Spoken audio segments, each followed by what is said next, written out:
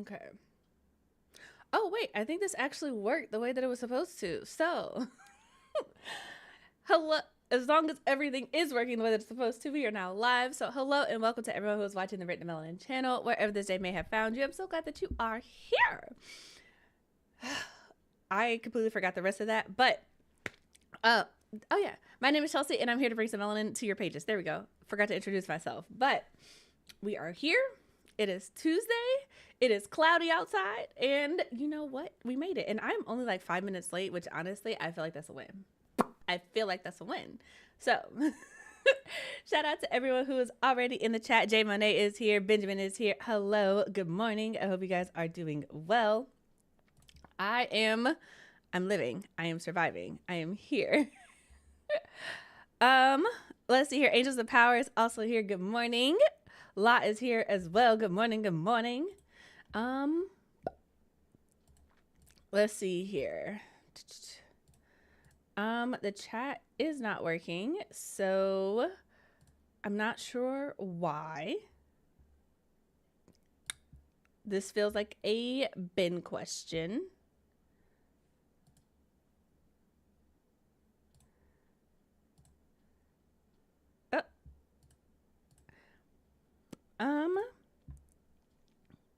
Not sure if it's going to work, honestly, because I didn't set it up. Ben set it up, and yeah.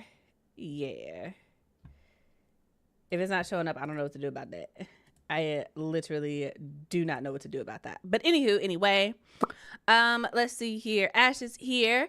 Deja is here. Mags is here. Good morning, all. I hope you guys are doing well. I hope you guys are thriving. And I'm happy to be here. I am happy to be here. So, we are not going to ramble. Ben, if you're watching this and you want to come like tinker with this, or you know how to get this to start working, for sure, let me know. Otherwise, I'm sorry, you guys. It looks like, oh, wait a second. It's working. It's showing up. Okay. I did not hit the refresh button on the side, but it started working, so we're all good. And that just makes me happy. I like it when things work the way that they're supposed to. But Darian is also here. Good morning, love. Welcome. So we have things to discuss. So I'm going to go ahead and get into this melanin spotlight for today. And I'm actually really excited for this book. It's been floating around on the internet for a while, at least on my feed. And it is also on the Melanin Library. Look at me actually remembering to put links up on the website, and it is actually down in the description box as well. Look at me being prepared this morning, y'all. I'm prepared. But this is The Reaper by Jackson P. Brown, and if you're in the chat, you know that we've had several discussions about urban fantasy and, you know, certain people who don't like to use that term, but this is very, very solidly an urban fantasy. And honestly, the description, it's one of the books that I actually am like, when I have some time, I want to pick this up. I want to give it a try because it is also a Black love story, and I'm all about that. I'm all about Black love and fantasy and all of that. So, like I said, this is The Reaper by Jackson P. Brown, and the description reads, Amy is an empath, able to sense the auras of the supernatural creatures that stalk London at night. But sorely lacking in knowledge, she spends night after night searching for answers. Gerald is a reaper, a weapon for hire, on the verge of his awakening, of coming into his power and becoming the man his family needs him to be, the man they demand he be. When Amy stumbles onto Gerald one night, she notices his strange aura, unlike anything she has seen before, and so, against her better judgment, she helps him. In thanks, he makes her an offer that she can't refuse. Become his partner, and he will introduce her to a world she has only ever felt the shallow surface of, the underworld. In their first mission together, find a girl who vanished into thin air. So, we've got mystery, we've got romance, we've got the underworld of London, we've got interesting supernatural powers. Like, honestly, everything about this is giving what it needs to, and this is one of the books that I actually really do want to get into for myself. As of right now, I don't think it's available actually in the U.S. market. It's not on Amazon, at least. So if you want to get it, you do have to get it from the bookstore. Oh, what is it? What is the name of that store? Blackwell's. It's a London bookstore, but they do ship to the US and they proudly proclaim that on their site. So, for sure, if it's something that you're interested in, put it on your TBR, get into it. But yeah. Definitely going to read this one when I get a chance. I pre-ordered it from Blackwell's. Dope. So I'm thinking that if the DNF book club goes well, this may be one that we get into at some point. Really depending on schedules and things. But that being said, slight plug to go ahead and join the channel if you haven't already, so that you can get access to the DNF book club. It's with me, Tatiana OB, and La Purvis. We have started reading Song of Race and Ruin by Roseanne A. Brown. And, if you're in the chat, you already know how I feel about it. But yeah, we are going to be having our first discussion on April 30th. So feel free to join. And it is part of the chat so that it remains a safe space for everyone. So feel free to click the join button, or you can join our community over on Melanin Library, shop.melaninlibrary.com. Yeah, there's a link in the description box. But let's see here. Blackwell's is still shipping to the US. I thought they canceled those shipments. Oh, did they? I'm on the website right now, and it literally says at the top of the website, delivery included to the United States. So maybe it was a different store, but that's what I'm seeing right now. And I haven't been able to find the book in the US marketplace. So hopefully they're still shipping to the United States. But we'll see. And Vina said that was Waterstones. So apparently y'all always have the tea. Like, apparently there are bookstores not shipping to the United States anymore. I mean, I'm not surprised. I'm not surprised with the current era that we're in. But also, it's like, wow, we're really in the era where getting books is about to become like a struggle, a hustle. Like, where are we headed? But that being said, there are things to discuss, and if you guys haven't seen it already, there is a Q&A in the chat. So if you have things that you would like to discuss in the chat today, for sure, let me know.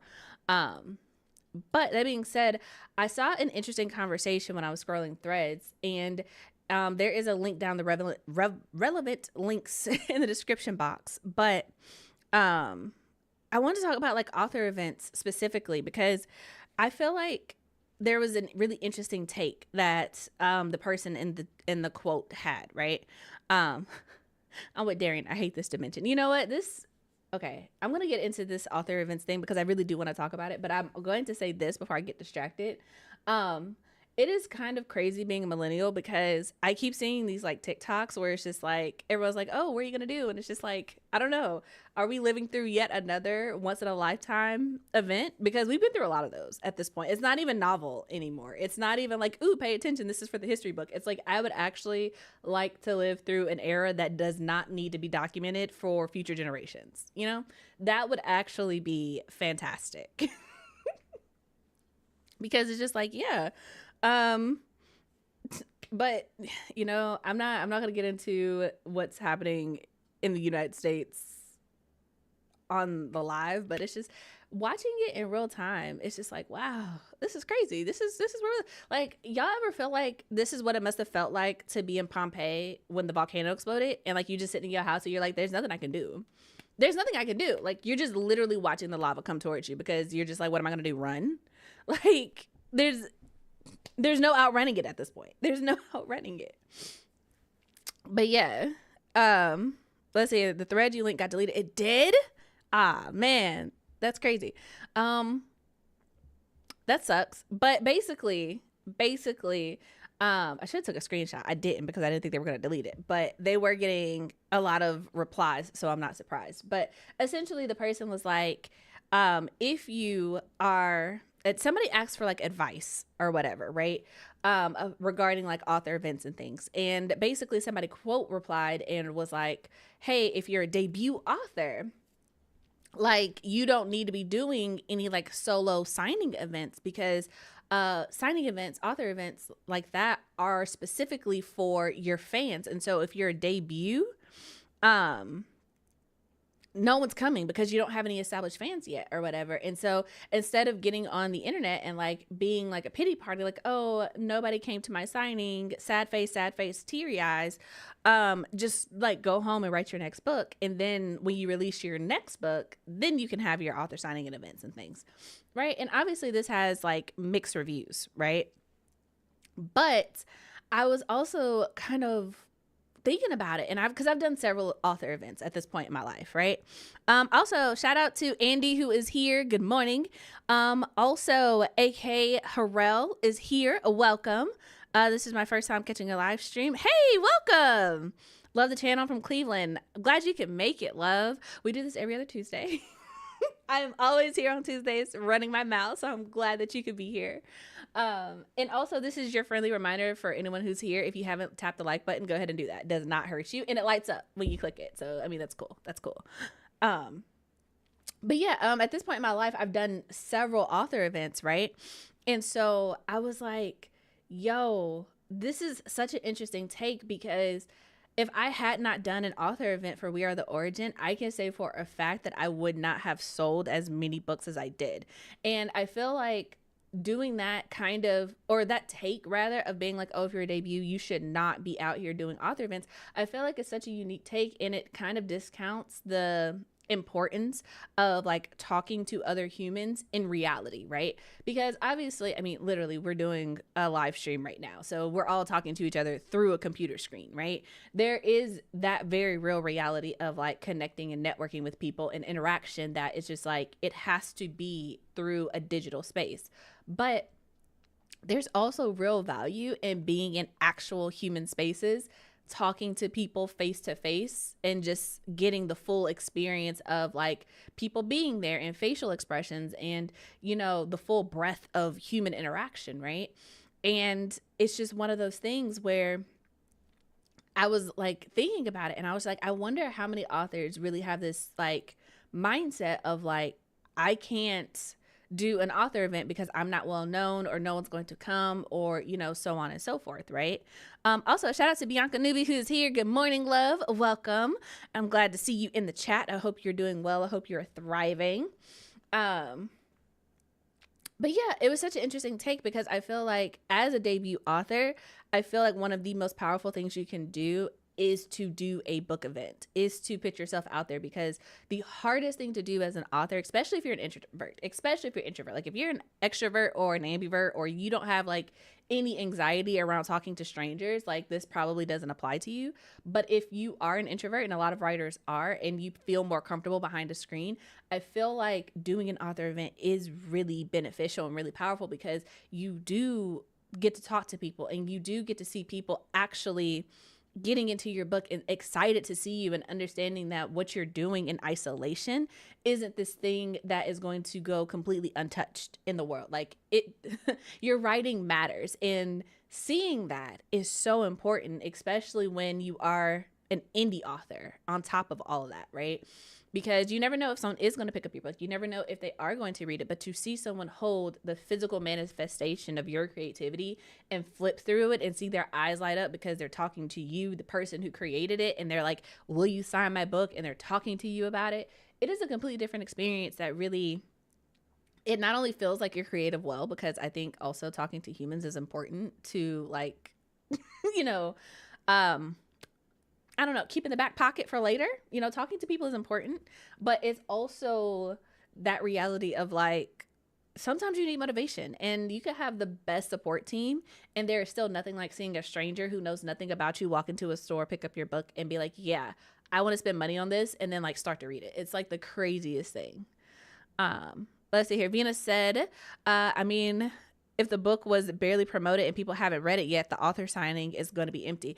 I think it's also that, like, you have to talking about what you do is important. But the thing is, for my first author signings, it's like, yeah, your name is probably not going to pull a lot of people into the store. Like, being real, being honest, right? Until people know you, people don't know you. That's just what it is. But there's also value in doing things at a place that already has foot traffic. Like if you go to a bookstore on a Saturday, especially on if it's nice, as long as it's not like raining or anything, no inclement weather, you're gonna have foot traffic. The hard part is talking to people, greeting people. That's one of the things that I had to learn, because I think I told you guys this, but like at one point in our life, Ben was that person at like Costco and Sam's and stuff, selling you stuff that you absolutely did not come in there to get. But that taught him a lot of stuff that he then taught me that we apply to when we're actually trying to sell people my books and things, right? But it's a little bit easier, obviously, because if you're coming into a bookstore or a library or a book event, you're coming there to buy books, right? But I think there is something to be said about being able to greet people, being able to talk to people, being able to talk about your book. It's one of the reasons why I make so many videos encouraging people to like be able to talk about your book, get comfortable telling people that you're an author, get comfortable being able to have like a one pitch sentence, get comfortable being able to say, this is the plot of my book, this is what it's about, this is who it's for. Like really knowing your book and your product and how to talk to people about it, like succinctly, is really important. And I feel like that is what matters more, because I have definitely had a conversation recently with an author who was basically like, they just sit at their table and they let people come to them, and that's it. That's how they do their events. And we talked about numbers and stuff later on, and I was just like, okay, this tracks, because if you go to an event, unless you are like crazy popular off jump, you have to talk to people, you have to greet them, you have to call them over to your table. And so I was just really thinking about that, and this take that like, oh, you just shouldn't do one at all. I wouldn't agree with that. I would not agree with that, you know. Let's see here. Bianca said, I remember my friend and I driving around 2 hours to see you at Resist. Like, honestly, I need you to know, and this is me being like fully honest and transparent, right? I was so excited when you guys told me that, because I was just like, that's crazy. Like, you drove 2 hours to see me? That's insane. Like, what? Little me? And it's honestly, it's stuff like that that really, as an author, gives me so much motivation, and what I feel like people miss out on when they start underrating events and human interaction. Sometimes it's just one person. Like, if y'all were the only ones who were to have come see me, I still would have been like absolutely thrilled. And I actually still have the picture that we took together on my vision board, right? So like, I'm like, this is what I'm aiming for. I want people to be touched by what I write, and I want people to enjoy what I write and to feel like it's worth their time, you know? So I still think about that sometimes. I do. I do. Let's see here. I know I'm going to do an author event after I publish my book. And I think that's something else that, as indie authors especially, I wish we could talk about. And okay, this is kind of me going out on a side tangent, but I feel like that's why y'all come here. But I feel like as a Black author, especially in this big old age of 2025, with everything happening that is happening, I would love to see more Black authors doing book events at indie bookstores, specifically Black owned indie bookstores. Because one of the things that I realized when I was trying to promote the Magic of the Melanin anthology is that almost every Black bookstore that we reached out to was like, this is exactly what we are looking for and what our audience wants. And sometimes I wonder how many authors shoot themselves in the foot by not even reaching out, by not even asking, because even with like Resist, like I have a really good relationship with Resist. I think y'all know this at this point. I do not live in Virginia. I do not live in Virginia. I live like 5 minutes from the South Carolina border. And I will still drive like 7 to 8 hours out of my way to go to Resist and support, because not only is Demetrius an amazing host with a gorgeous bookstore, but he really stands behind the community, and not just his immediate community, but the Black reader community as a whole. And so he was really kind and willing to work with me and willing to give me space to be in the store. And that is not to say that I did not try with local bookstores before I got to Virginia, before I got to Resist, right? But it was such a different conversation prior to that. And it was just kind of like, the bookstores that I reached out to that were local to me were not Black owned bookstores, and all of them had a very different energy than whenever I have talked to Black owned bookstores. And I was just like, hey, I have this story. and I have this book. Can I do an event, or what would I need to do to have an event at your store, right? It's just the way that they approach the conversation, and even treating me like another professional versus a nuisance, completely different. And so I would love to see more events happening and supporting Black owned bookstores, especially since being an indie author in an indie bookstore is difficult, especially with a brick and mortar location. Like, books are not a wide profit margin type product. So I would love to see more books like that, and more events. Catch up on the chat. Let's see here. Vina said, also heard people were using the pity posts of no one came out to my event to drum up sales. I would rather die than to be like, no one came to my event. Will you buy my book? Like, I don't know, man. I don't want to get on the internet and cry because no one came to my event. If anything, I feel like I would live stream at the event and be like, I'm here. No one else is. Who's around? Right? I feel like I would do that, but not be like, ooh, so sad. I bought all my books for this event and nobody came. I'm like, did nobody go to the event? Like, nobody walked into that store the whole time you were there? Not a single person. You ain't sell a book to the staff? Nobody? Babes, did you try? I don't know. If there's nobody coming in, did you go to the sidewalk and be like, hey, I'm having a book event, I'm here? I don't know. Sometimes I feel like there's effort that could have been applied, and I would really just like to know the ins and outs of some of these pity posts. That's all that I'm saying. Also, shout out to DL White, who's here. Hello, love. It's been so long since you've been in the chat. I hope you're doing great. I hope you're thriving. A lot of authors don't hit the pavement to advertise their book. They don't. And I'm not just talking about like the physical streets, because author events, like physical author events, are important, but also like virtual author events are really important too. And I feel like, this is, I'm going to say this, but hopefully y'all understand where I'm coming from when I say this, right? It comes from a place of respect.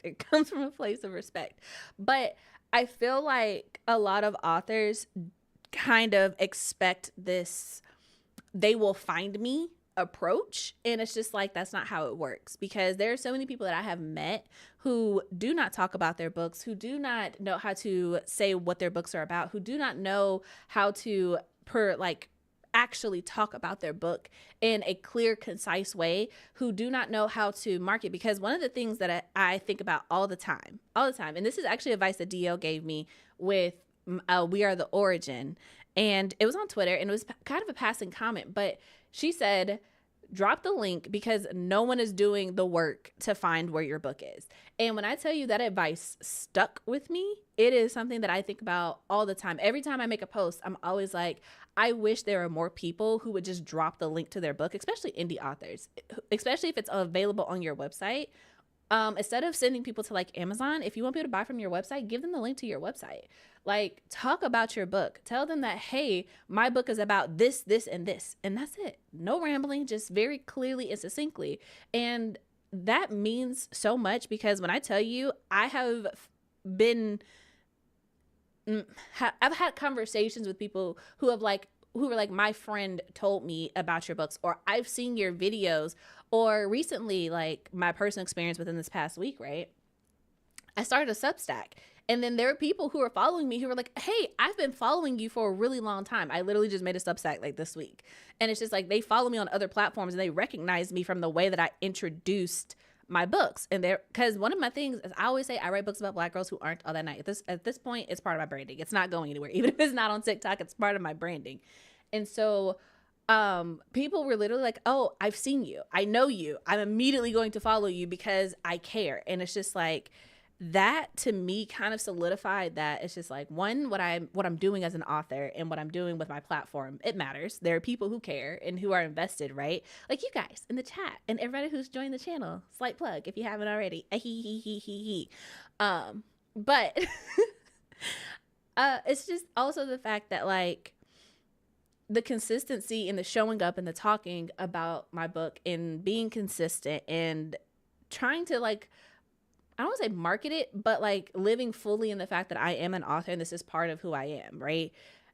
It pays off in the long run in a way that I could not have seen or imagined that it would when I started doing this in 2020. Because I'll say 2021, because what, 2021, 2022, because that's when We Are the Origin came out, and I really started to like reconsider how I presented myself as an author, how to market myself and things like that.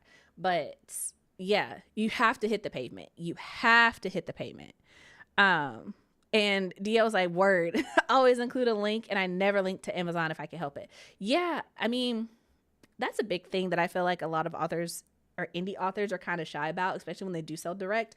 They're kind of like, because they have metrics on Amazon, and I think there's this idea of having that coveted orange banner or being like ranked highly, and I feel like there's this prevalent idea that it's like, oh, if your book is ranked highly, other people will find it. And I'm not saying that's not true, but I'm saying, as someone who has reached the orange banner, I'm saying that it's not what people think it is. Like, it's cool to be ranked highly, but that's really more of an ego boost than it is a monetary achievement.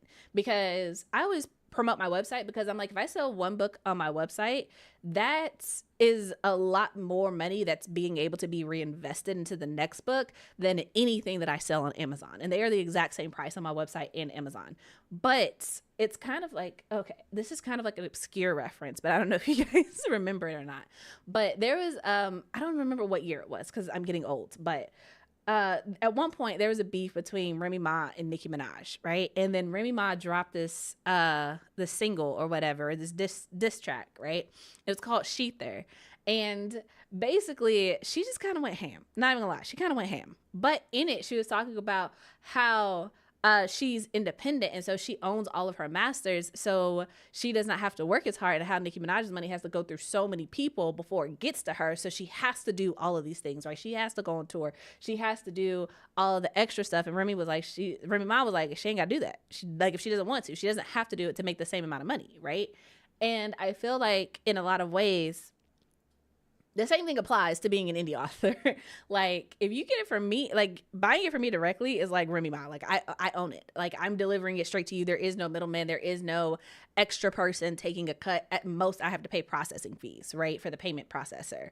But when it goes through Amazon, when it goes through Ingram Spark, when it goes through literally any other platform, it's like they take a cut. There's processing fees, and then they take a cut, and then I get what's left, which is also like aiding in why some books are so expensive in this current era, because it's just like, babes, when they go up on them prices, like, I have to go up on my prices. Otherwise, there's literally a moment where We Are the Origin, where Ingram Spark changed their pricing, and it was just like, hey, you need to change the price of your book, because if you don't, you're going to owe us money for every sale that you make. And it's just like, that's crazy. Absolutely not. And then I had to go and make changes. And it's just one of those things that it's just like, you have to tell people about your book, and you have to talk to about your book, and you have to, I would say, if you sell direct, definitely tell people to buy it from you directly. Because I think I'm also always pleasantly surprised by how many people prefer to buy the book directly from me rather than getting it from a third party. Because it's just like, I don't know. I like to promote that, if you get it from me, first of all, I'm using a secure payment processor. Like, I'm not just going to come ask you to write a check and put it in the mail, right? But also, it's the fact that if you get it from me, I get to include so much other stuff to make it a better experience. Like, I get to include character art. I get to sign it. If I have stickers or anything like that, I can include it in the book when I ship it to you. And I can also send you the ebook. Like, one of the things that I always try to let people know is like, hey, if you get the book from me, like the physical copy of the book from me, I will send you the ebook so you can read it while you're waiting for shipping. It's just like, you get a 2-in-1, and they're the same price. There's no reason not to. But, it's one of those things where you have to tell people. You have to talk about it. Let's see here. Deja said they were just talking about that on Threads too. A lot of Black authors, especially in trad, want to be at Barnes & Noble for whatever reason. I mean, here's the thing. I will never pretend like seeing your book on a shelf is not an ego trip, because it absolutely is. It absolutely is, especially if you walk into a store and you did not ask to have it put there, right? So I understand the desire to be able to walk into a Barnes & Noble and see your book there.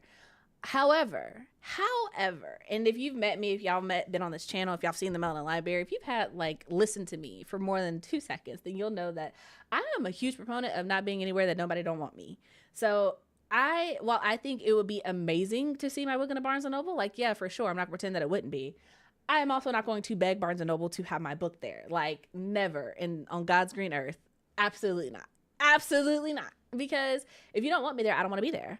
I want to be in places that encourage me and support me. And one of the things that I will, like, one of the reasons I die on the hill for Resist Booksellers is because Demetrius not only actually reads the books that are in his store, but he actively promotes them when he's able to. Like, he actually talks about them, and he actually positions indie authors in the same way that he would traditionally published authors. And that is extremely meaningful. And I really wonder what it would be like if more booksellers really took that same approach. And we're just like, we're not going to judge if this book is going to move product based on whether or not it's traditionally published. Because the reality of it is, like, yeah, traditionally published books are going to sell more because they have a larger budget. Like, that's just what it is. But that doesn't necessarily mean that because a customer comes to the store for a traditionally published book, they will not leave with an indie one if you position it in such a way that it's not like back there in the corner spying out with only one copy. You know, you feel me? But that's my caveat, my gripe, my kind of hill to die on, right? But I have big ideas. I have things that I would like to do, and definitely ways that I would like to see this industry as a whole kind of change and shift going forward, especially since we are in an era where it's just like, it's very clear that we have to support and uplift each other, because if they can, you know, remove some of the coloring from the pages, they absolutely will. They absolutely will, without hesitation, without any second thought. Also, shout out to Timothy, who's here. Good morning. I hope you're doing well, love. I hope you're doing well. Let's see. Some authors want to be anonymous and stay in their house, but that's really not too feasible in 2025. That has not been feasible, I would say, since like 1980. Since the invent of the internet, since being social has been more of a reality online than in person, being in your house and writing books and sipping tea and nobody knows your face, I mean, that's just not a reality. That's unfortunately not a reality. Can it be done? Yes, but it's going to take a lot more work. It's going to take a lot more work. It's kind of like saying you can absolutely sell books without using social media. You don't have to be on social media. However, it is going to be a lot harder because a bulk of the traction and engagement that people get around books is on social media. So, yeah. Let's see here. I don't understand the notion of authors desperately want to be at Barnes and Noble, but calls them out every other week over microaggressions. Honestly, that's weird. I'm not even going to touch that. I'm not even going to touch that. Let's see here. DL said, I don't do events because I feel like nobody will show up and I don't want to have to report that nobody showed. But the thing is, I feel like people will show. Here's the thing, and this is maybe just be a me thing, right? But I had an event recently at CCB Bistro and Vine. Charlotte has this, what they call like the greater Charlotte area book crawl, right? Bookstore crawl. And it's a bunch of independent bookstores who get together and they organize like every weekend in April. And they have like different events and stuff. And you have like a literal like little map or whatever. And you go to the different stores and you get it stamped. And there are prizes that you can be entered into if you go to all the bookstores.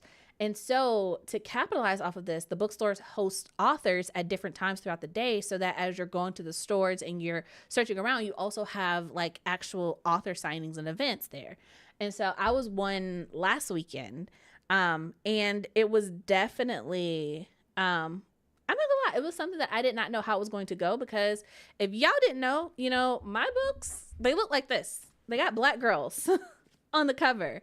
And my branding is literally, I write books about black girls who aren't all that nice. And so it's very clear, like, this is for the African Americans. Okay. And it was a very monochrome space, I will say, that I was in. But so I was like, I don't know if I'm gonna be able to move this product. I don't know if anybody's going to buy these books. I don't know if they're going to look at it and keep walking. I don't know what the foot traffic is going to be like. This could be a waste of time. And it wasn't. And nobody came to that store for me. Like, not a one. But I did end up selling pretty much all of my books except for 4. And that's literally because there was no more foot traffic. There were no more people. Almost everybody who came over to the table to look at the books left purchasing at least one. Some people bought all of them, and my books are priced at the same price that they are online. So it was just kind of like, wow, you really, you really just bought all three of these. That's crazy. That's great. Fantastic. But wow, wasn't expecting that, you know? And so I'm always like, do the event, you know, if you can, because I also don't believe in paying to do author events. I don't believe in paying to do author events because if I have to bring my own book, if I have to bring my own books, why am I paying you for the table? Just to be real, unless I'm selling them myself, because some events, you know, they do awful consignment and stuff, and that's like a whole other conversation. But I don't know. I just feel like even the visibility is really important, because I know that pretty much everyone who left with my books are people who would not have found them had I not been standing in that store, if that makes sense. And some of them, and the craziest thing is that some of them, like, it's a bookstore and like a restaurant that serves wine. So it is really cute. It is like super cute. So if you're in like the Charlotte Rock Hill area, you should definitely check out CCB Bistro and Vine. The food is amazing. Not gonna lie. But it is one of those things where it's just like, as we were sitting there, like, there is this girl, she came in, it was like, I don't know if it was her 16th birthday, but she had just got her car, and she was crazy excited, and she was driving all over Charlotte, going to all these bookstores, having a great time with her mom, and who I guess was her sister, and all of them read. And so she was like, "Ooh, I'm gonna get this book. Oh my God, I'm so excited to meet you. This looks amazing. I love fantasy." And she was just like gushing the whole time. Her mom got a book. I mean, she got the first book of the series. Her mom got the second book in the series, and her sister got the novella. And then they got their food, and they just sat there and read. And it's just like, wow, these people that I've never met just bought my book, and now they're actually sitting and reading it. And I'm looking at them read my book in real time. And that is crazy. It's wild. And it's something that I never would have experienced had I not done the event, you know? So I mean, I get where you're coming from 100% about, you know, wondering if people are going to show up. But I also think that, you know, sometimes it's nice to just be out there, because I would come to an event, especially if you were local. I would absolutely come to an event where you were hosting or where you were at DO, and I would love to meet you, you know? But that's just me. Let's see here. I've also said that I don't travel for events because I'm not paying money to have books printed and shipped to not sell any, because the line is out the door for insert popular author here. Yeah, I haven't done that yet. I've thought about doing what is it, Imaginarium, but in 2025, the way the finances are financing and the way the recession is promised, I'm just kind of like, yeah, I can't in good faith currently commit to paying for a table plus travel plus books. It's a lot. But I think about it constantly. But I will say that of the few times that I have been at an event where there was like a traditionally published popular author there, I will say that my books have benefited, because it's the right type of audience, right? So it's like, if you're coming for this popular fantasy author, it's just like, I'm also a fantasy author, but you've probably never heard of my books, and so now you have a new thing to get into. I think it just depends on how you position it. But that goes back to what I was saying earlier about being like willing to talk to people. And for me, I will say that I have the benefit of having a Ben. And so he's there, and he's the salesman. And when I'm getting like peopled out, I can just like take a step back, and I can look at him, and he can be like, "Yeah, so let me talk to you about the book." And I think that's also kind of an underrated thing of doing events too. It's just like, you really kind of do need someone there who you can trust to kind of like take over from time to time, so that you can like recover, you know? Let's see here. Ben said, "I feel like indie authors need to be capable of selling their own book regardless of the venues or events or anything else." Yeah. I mean, but it's not just indie authors. I feel like all authors need to be capable of selling your book, because that's what being an author is. It's writing the books, but writing the stories is only as valuable as you can get them to people, you know? Let's see. AK Harrell. I hope I'm saying your name correctly, love. If I'm not, please correct me. But AK Harrell said, "I'm writing my first novel, and if I'm blessed to have it published, I will absolutely do author events at writer conferences, and especially Black-owned bookstores, since that's where my audience is." That part. Although I haven't done any at writer conferences, because there's always the conversation that like writers are readers, but a lot of times writers do not buy books like readers do, if that makes sense. Let's see. My current gripe is authors that refuse to even sell ebook direct. You really want to wait 60 days for payment? That part. Here's the thing. I tried KU, and my book comes out of it at next week, I want to say. And it's kind of like, it was an experiment. I don't think I'm gonna do it again. I don't think I'm gonna do it again. I like being able to deliver my ebooks directly. There's just something that's like, not even the payment aspect of it, but just knowing that like you have the book and you have like, I feel like we've communicated at that point. Whereas if you buy it from KU or you get it from KU, all I see is the number. All I see is that somebody somewhere picked up the book. But when you get it from me, it's just like, okay, I know that you found me on the internet. You came here, you got this book. And now when I send out my next update, it's just like, you can be a part of that, right?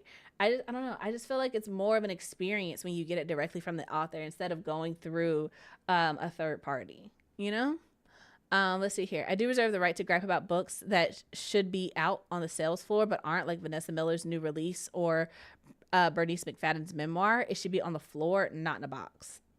You know, there's a whole conversation to be had about marketing and positioning in bookstores. Sorry, I had to pause to hydrate. But if you guys like the mug, Black Like My Books, it is on both sides of the mug, by the way, whether you're left-handed or right-handed. You can get that down in the description box. I don't think I actually linked it today, but I will. Oh,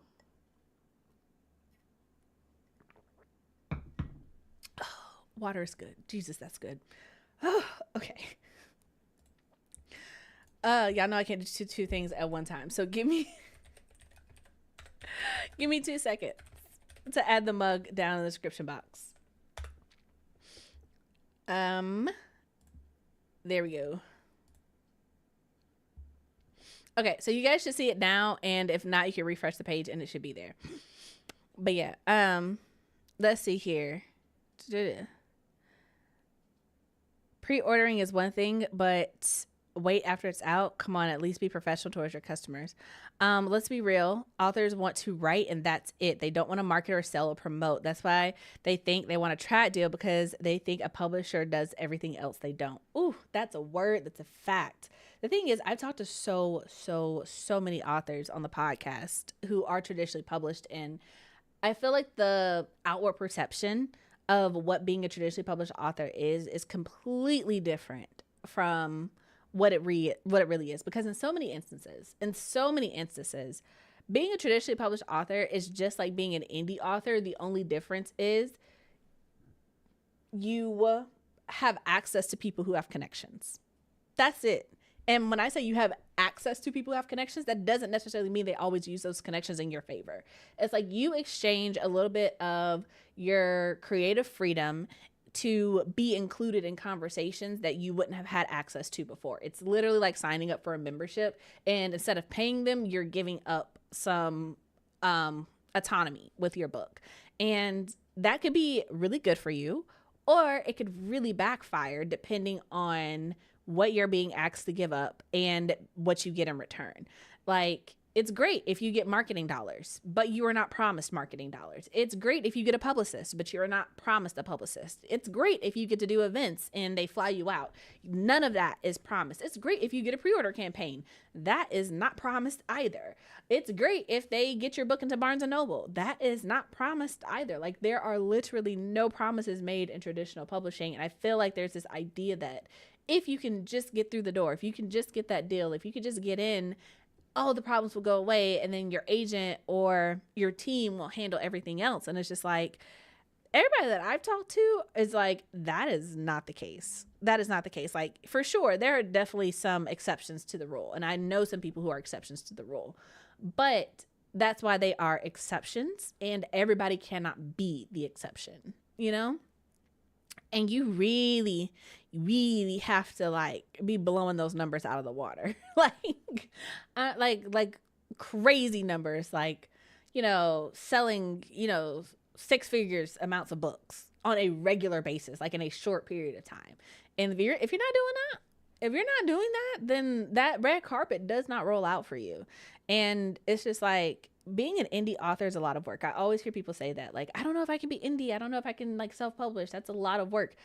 Being trad is also a lot of work. The only thing is, you also have red tape and guidelines that you have to work between. Because one of the things that I see a lot that I feel like as a community we should definitely talk about more is the fact that, like, early review copies, like ARCs and things, so many Black authors are like, I specifically asked my team to send these books out to Black influencers. And it's just like, can we talk about the fact that they have to ask for that? Can we talk about the fact that they don't have the authority to just be like, okay, I'm going to send you a copy of the book? Because even with like the DNF book club and the podcast and the Melanin library and the authors that I have like worked with and gotten review copies for, a lot of them are like, I have to ask my agent, I have to ask my publicist, I have to ask my team. I would like to send you one, but I cannot make that decision. And it's just like, context. Context, right? It's just like, you still have to reach out as the author to organize so many things, organize events, organize interviews, organize literally any kind of promotion. The only difference is, once you do the legwork, you have to pass the baton to somebody else and wait for them to get on it. And they may or may not prioritize it the way that you do, you know? Because as an indie author, if somebody's like, hey, I want you to be on my podcast, can you send me a review copy of your book? That's like 2 clicks. I could have that done by the end of the day. But if I was tried, I would have to wait, you know? So I think that's also something that could be demystified a lot easier if people really talked about what the reality of being an author is like, you know? And that's not to discourage anyone or say that being a trad author is bad. I'm just saying that it is definitely an experience that I think people romanticize and hype up to a level that is not necessarily always true or a part of reality, you know? Let's see here. It's always better financially to sell directly. Bookstores are nice for low effort passive income, but the income you actively work for will always lead to faster income. That part. And I think it's also the fact that, like, I don't know if this is controversial or not. I don't think it is. It's the fact that even if your book is in a bookstore, you still have to market. Because one of the things that I know, and Demetrius has said this when he came on the Written Melanin podcast, so slight plug to go back and watch that episode if you haven't. But one of the things that he talks about all the time, especially when it comes time to decide what books he's going to carry in his store, is he looks at whether or not the author is marketing themselves. And he looks at how to promote it. Because the thing is, anybody who talks about one of my books can say, hey, C.M. Lockhart writes books about Black girls who aren't all that nice. And for the Wrath of the Gods series, if you've heard me talk about it enough, most people could probably say it's about a group of assassins who have to save the world. Is that how I say it? No, but that's essentially the premise of the trilogy, right? So, but that's only because I've been saying it so consistently across my platforms. So when it is in the bookstore, when someone does come in and pick it up and ask Demetrius or whoever what the book is about, it's just like there's a go-to simple phrasing available, and people will actually come into the store looking for the book, if only because they saw me on YouTube or they saw me on TikTok or they saw me on social media or they saw me at some other event where I sold out and they were like, oh, this is my closest bookstore. This is the book that I'm looking for. You know, I think a lot of authors underrate that because it's just like, yes, it's passive income for you, but it also still has to be active to a certain extent. It's only passive as long as people are coming into the store and looking for you, asking for you. And it's only passive as long as the bookstore owner feels like they can sell your book, because at the end of the day, it's business. And if you don't have that pretty cover, or your book isn't put together as like it needs to be, or it's not presented in a way that it doesn't look like an indie book when sitting next to traditionally published books in a bookstore, then, you know, where was I going with that? The point is, I don't know where I was going with the rest of that sentence, but the point is you have to put in the legwork, you know? That's my 2 cents. That's my 2 cents. And you have to be willing to talk about it. So that's me. Let's see here. A.K. Harrell said, I did a sensitivity read for a Caucasian author and she included my name in her book, but it was for sale on Amazon. I told her to put it on her website and I would buy it. It costs more, but so what? Yeah. And the thing is, people want to support authors. There are people who want to support the author and they're like, I don't care if it's $10 more. If it's on your website and this benefits you more, I will get it from there. Although I take the opposite approach. It's more likely to cost less on my website than it is from another bookstore because, like I said, they take a cut. So there's that. Let's see here. Andy said that it's hard to blame them. It's a really big reality check when you realize that being an author now includes knowing and marketing, virtual and online, having business sense, etc. But the thing is, I feel like that is any market. Like, the thing, people romanticize being so many things, like being a content creator, being an author, or being able to work for yourself. And the thing is, working for yourself is probably the hardest thing that you could ever do because it requires a level of time management and self-discipline and ambition that you do not have to have when you work for someone else. And that applies to being an author. Like, you have to have the time management, the self-discipline to sit down and be like, I'm going to write the book, but also I'm going to do these admin things. And also I'm going to do research. And also I'm going to do these things so that I can be successful. You know, it's not as easy as being like, okay, I just have to clock into my 9 to 5. I have to show up, do my job, and then I can go. And then the rest of those decisions are handled by somebody else who gets paid more than I do. Like, it's above my pay grade, right? Working for yourself, being a full-time author, being a full-time content creator, being someone who's just like, oh, I travel or I vlog or whatever, I make music, whatever that may be, is difficult. And I feel like some people go into it not fully understanding that it is a much bigger commitment than I think a lot of people are mentally prepared for, because they're like, I just want to write a story. I just want to write a book. And I think that's important. Having that drive and that desire has to be at the root of it. Like, you ultimately have to love the process, because the process is the whole journey of being an author is the process of like writing and rewriting and marketing and then doing it all over again. Right. So you really kind of do have to love it. But at the same time, it's also like, it's work. At the end of the day, it's work. And you do have to learn how to have a business sense. You do have to learn how to market. You do have to learn how to put yourself out there. You do have to learn how to talk about your books. You do have to learn how to navigate this space professionally.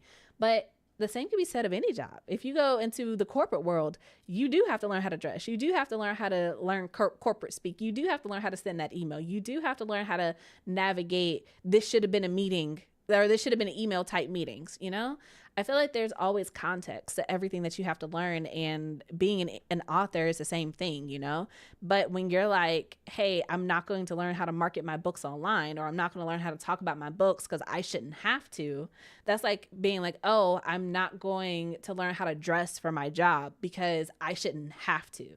I should be able to wear my, you know, short shorts and my sweatshirt to my corporate job as a lawyer, you know, because I shouldn't have to learn how to dress. It should just be whatever I feel comfortable with, because this is what I feel comfortable with, therefore it should be allowed. And it's just like, I mean, you can do that. You can show up to work that way, but I mean, there are consequences to every action, you know?